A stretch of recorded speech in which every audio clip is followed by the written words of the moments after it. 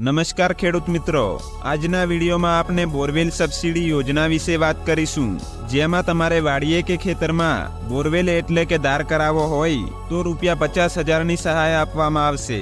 તો મિત્રો, આ યોજનામાં કોને લાભ મળશે અને ઓનલાઈન અરજી ફોર્મ ક્યાં ભરવું, તેમજ આ યોજનામાં સહાય મેળવવા માટે તમારી પાસે કયા કયા ડોક્યુમેન્ટ હોવા જોઈએ, તેના વિશે વિગતવાર માહિતી આપને આજના વિડીયોમાં મેળવીશું। તેથી વિડીયોને છેલ્લે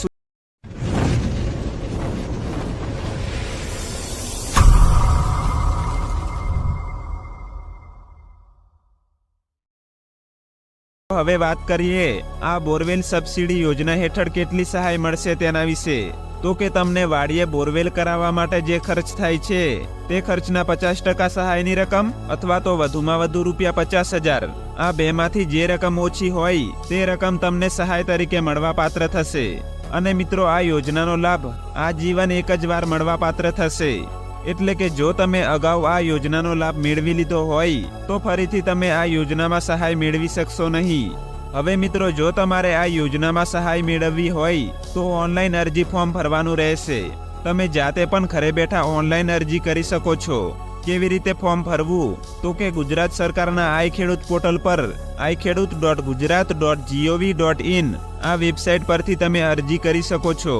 જો તમને જાતે ફોર્મ ભરતા નથી આવડતું તો તમારી ગ્રામ પંચાયતના જે વીસીઈ ઓપરેટર એટલે કે કમ્પ્યુટર ઓપરેટર છે તેની પાસે જઈને તમે ઓનલાઈન અરજી કરાવી શકો છો, અથવા તો કોઈ CSC એટલે કે કોમન સર્વિસ સેન્ટર પર જઈને પણ તમે ફોર્મ ભરાવી શકો છો।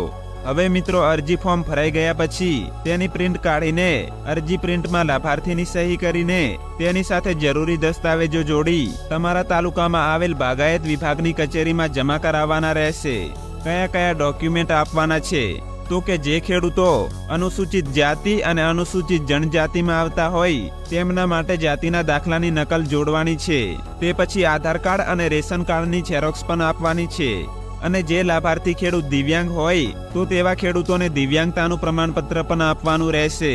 તેમજ બેંક પાસબુકના પ્રથમ પાનાની નકલ કે જેમાં તમારું નામ, ખાતા નંબર અને IFSC કોડ બરાબર રીતે દેખાવું જોઈએ, અને ગામના નમૂના નંબર 7, 12 અને 8ની નકલ। તેમાં પણ જો સંયુક્ત ખાતેદાર હોય તો અન્ય ખેડૂતોનું સંમતિપત્રક પણ આપવાનું છે।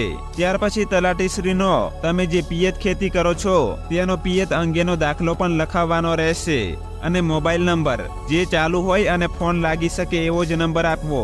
તો મિત્રો, આટલા ડોક્યુમેન્ટ તમારે બાગાયત ખાતાની કચેરીમાં ફોર્મ ભરાઈ ગયા પછી આપવાના રહેશે। હવે મિત્રો, આ યોજનામાં લાભ મેળવવા માટે અરજદારની પાત્રતા શું હોવી જોઈએ, એટલે કે આ યોજનાનો લાભ કોણ મેળવી શકે? તો કે રાજ્યમાં ઓઇલ પામનું વાવેતર કરતા જે ખેડૂતો છે તેમને જ આ લાભ મળશે।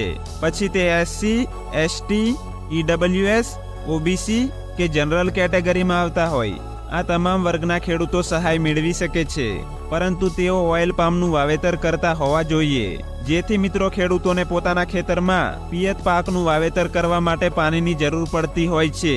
તેના માટે ખેડૂતો પોતાના ખેતરમાં બોર કરાવી શકે તે હેતુથી ગુજરાત સરકાર દ્વારા બોરવેલ સહાય યોજના અમલમાં મૂકવામાં આવેલ છે।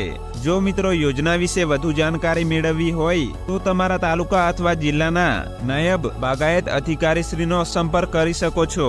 તેમજ મિત્રો, તમને કંઈ પણ મૂંઝવણ હોય તો કમેન્ટ બોક્સમાં જણાવી શકો છો, અને જો વિડીયો ઉપયોગી લાગ્યો હોય તો વિડીયોને લાઈક કરજો। તો મિત્રો, ફરી મળીશું એક નવી યોજનાના નવા વિડીયોમાં।